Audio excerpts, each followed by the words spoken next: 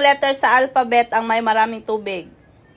Ikaw, pag nasagot mo sa'yo na to. Anong alphabet? Letter sa alphabet ang may madaming tubig. Ano yung letter sa alphabet?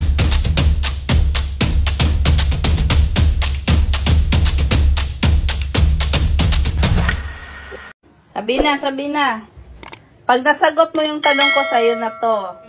Anong letter sa alphabet ang may maraming tubig?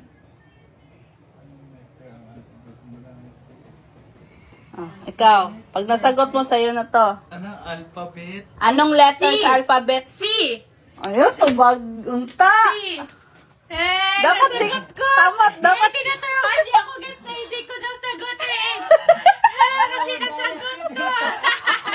Okay na yan. Okay na yan. Hindi, umaya na, tanong ko muna doon sa kanila kung makasagot sila. Sabi ko, wag mo sagutin yung tamang sagot.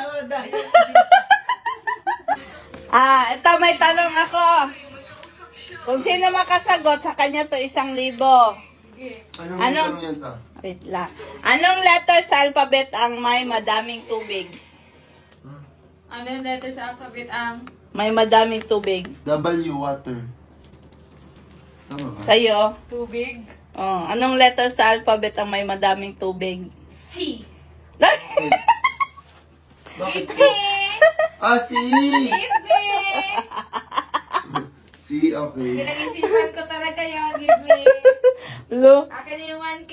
nasagot din nila sabi, hati kayong tatlo. Nasagot din ni sabi. Hati kayo tatlo. Sige.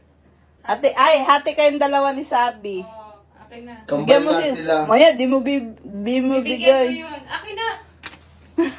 Easy.